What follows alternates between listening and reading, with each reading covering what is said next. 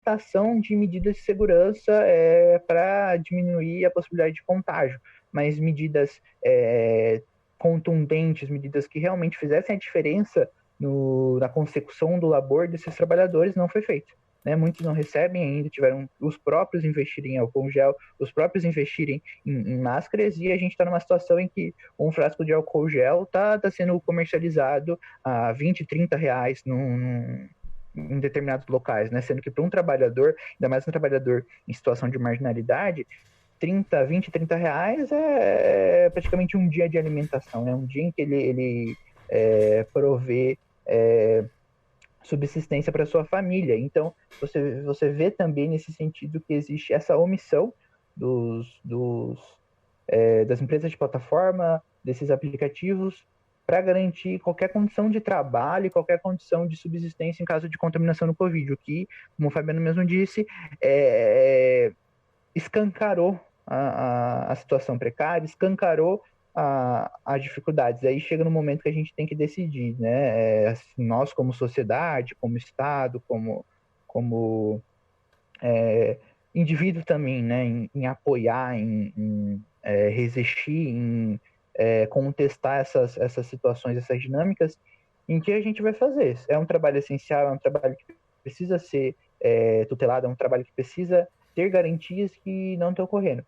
E o ponto de inflexão vai ser nessa pandemia, se realmente vão se tender a garantir melhores condições de trabalho ou o capital, né, vai sobrevaler e o Estado, né, que é o responsável por garantir essa tutela do trabalho, como a própria Constituição aduz, né, vai se manter de olhos fechados e continuar sendo omisso para essa situação que atinge milhões e milhares de pessoas, milhões de pessoas assim indiretamente, né, milhares de entregadores e milhões de indivíduos indiretamente, né. E aí a gente abrange as famílias desses trabalhadores, as comunidades em que eles estão inseridas também, né? Porque tem todo esse contexto que não se resume necessariamente ao trabalho. Acho que é isso que é interessante quando a gente vai falar de uberização em época de pandemia. É que não se resume ao trabalho, não se resume à prestação laboral, mas abrange toda uma complexidade de elementos que são indiretamente afetados e indiretamente correlacionados em toda essa dinâmica da uberização. É isso, gente. Então, né, gente? A gente vai pensando, né, nessa questão de pessoas, né? São gentes vulnerabilizadas por essa lógica capitalista, né? Que enxerga assim: ah, a gente vai perder números, mas a gente aí tem ainda uma reserva de mão de obra, né, de tantos milhões de brasileiros e brasileiras que estão desempregados e estão vulnerabilizados também, então podem entrar nessa lógica, certo? A gente pode perder esse número aí, essa quantidade. Isso é lógica capitalista, né? Que a gente trabalha com quantidades, com perdas e ganhos, né? Então, outra questão, eu vou trazer mais uma vez, a gente lembrar que a gente está numa esquina da história, né? As pessoas afirmam, os pesquisadores, os estudiosos falam, olha, nós estamos numa esquina da história. E eu acredito que nesse sentido, todos os elementos eles precisam ser revisitados e eles também precisam ser revisados, sabe? Então, que a gente observe a questão da mulher, por exemplo. A questão da mulher e a invisibilização do trabalho da mulher, que vem e é histórico, né? E a crise dos cuidados, que quem trouxe muito assim, de uma forma muito bacana, né? Tentando trazer um pouco de suavidade para a situação, Greg News, né? Que tratou dessa questão da crise dos cuidados. E Félix Cárdenas, desculpa, que foi ministro da descolonização, né, na Bolívia, que falava, gente, a gente precisa ir um pouquinho mais além. Tem que fazer a luta de classes, mas a gente tem que trazer o olhar também para a questão da descolonização. Porque a gente ainda está numa lógica colonizada, né? A gente tem que exigir direitos para esses trabalhadores? Tem, mas exigir direitos para esses trabalhadores é ganhar e em 50 anos perder de novo. A gente precisa de uma ruptura. O Fabiano falou exatamente. A gente precisa romper com a lógica do sistema. E a crise dos cuidados... O que é o cuidado, gente? O que é o cuidado? Por que você faz o entregador ou a entregadora, né? Tá na rua, 11 horas, meia-noite, 1h da manhã? Porque você quer comer. Porque você quer ser alimentado. Isso é a lógica do cuidado, né? Você precisa ser alimentado por alguém. Se não pela mamãe, quando você era bebezinho, agora por você próprio, mas você não quer cozinhar, né? Aí antes você escravizava pessoas para você poder ser alimentado. Então, olha só, você não quer fazer a limpeza da sua própria casa, porque você precisa de uma casa limpa para permanecer vivo, saudável, com seu organismo saudável. Então, antes você escravizava uma pessoa para isso. Com a lógica capitalista, o cara foi para a fábrica e pegou uma mulher e colocou lá dentro para fazer esse serviço. Esse serviço que é invisibilizado, e nem Marx falou dos cuidados. Nem ele tratou disso. Que esse serviço, ele não é remunerado, ele não é reconhecido, mas você precisa dele para se manter vivo e saudável em cima dessa terra. Até para ser classe trabalhadora. Então, assim, que a gente lembre disso, que a gente revisite isso. É claro que dá para aprofundar, dá para fazer um podcast só com isso, mas eu quero trazer essa provocação para a gente pensar nisso. Onde é que a gente vai tratar da questão dos cuidados, para poder descolonizar, né, a mente e fazer a revolução trabalhista, a revolução de classes e tudo mais. Bom, eu achei muito interessante esse ponto, essa toda. E Kelly, só queria acrescentar que o Marx chegou a trabalhar com essa questão desses trabalhadores, que ele chamou que é o lupenproletariado. Só que o lupenproletariado, como ele estava muito à frente do tempo dele em algumas coisas, em outras ele era um homem do tempo dele. Então ele dizia que eles não eram forças produtivas. Então ele considerava as prostitutas, os marginalizados, as domésticas, os domésticos, todos esses ele considerava que não eram agentes da revolução. Seriam, quando ele focou o trabalho dele, ele trabalhou com o pessoal da fábrica e não o lupenproletariado. E alguns autores mais recentes, que têm uma visão pós-marxista, como Marcelo Lopes de Souza, dentre outros, eles tentam buscar esses outros atores que são muito importantes também se quer fazer essa revolta, essa luta anticapitalista. Bom, tem um ponto que eu achei interessante, que estava falando sobre os aplicativos, é que teve muito no começo da pandemia aquelas lives de sertanejos.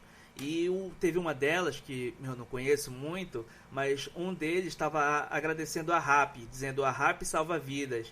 E o que eu achei interessante foi que ele não agradeceu o entregador, ele não agradeceu quem fez, ele agradeceu a empresa do aplicativo, que sei lá onde fica o CEO dela, que nem passou por ele essa questão dele receber no caso ele pediu cerveja. Enfim, o ponto é que o aplicativo torna muito fácil pra gente ver essas situações, que a gente passa por cima de muita coisa. É muito mais prático pegar no celular, apertar alguns botões e pronto. Não tem que falar com ninguém, não tem que tratar com outras pessoas. Então, essa desumanização acaba sendo...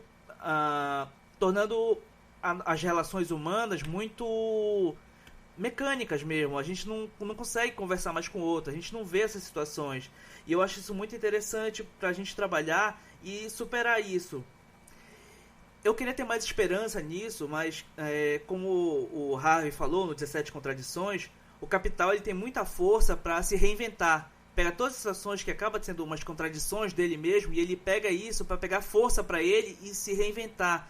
Que em muitos momentos, em 68, a crise de 2008, em outras, muita gente pensou que seria a vez de conseguir pensar numa maneira alternativa da sociedade, e acabou que a gente continuou preso e fortaleceu esse sistema.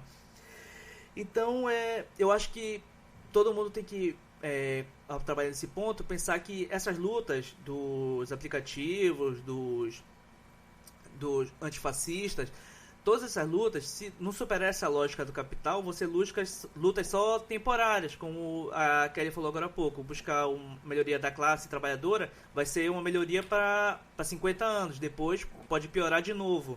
Ou seja, se não romper o sistema, a questão vai ser trabalhar só com paliativos. Não que melhorar as condições, os paliativos não sejam bons, só que não tem que parar por aí. Tem que ser passo seguindo e continuando. O Zamyatin, um escritor russo, ele fala que no livro dele, Nós, que inclusive era uma crítica ao regime do Stalin, que proibiu ele de escrever, ele diz que não existe revolução final, as revoluções são eternas. Então eu acho que o ponto de pensar seria mais ou menos por aí, de continuar sempre pensando não como final, e sempre pensando, ouvindo as outras pessoas. Bom, eu estava fazendo essa reflexão baseada no que foi discutido aqui. E, bom, eu achei que foi muito bom o programa. Queria agradecer a todo mundo e deixar para todo mundo que quiser falar alguma coisa, uma fala para encerrar, alguma coisa assim, deixar a sua posição, alguma coisa que eu possa ter me expressado errado. Eu queria abrir para vocês. E antes de encerrar, também queria falar que existe um catarse um apoia-se dos entregadores antifascistas, que eles tentam recolher todo mês R$5.000. Nesse mês a meta deles está em 2.000, então se puderem ajudar, apoia.se/entregadores antifascistas, seria uma boa ajuda para eles. E eu quero abrir para vocês, deixa eu ver, começando com João.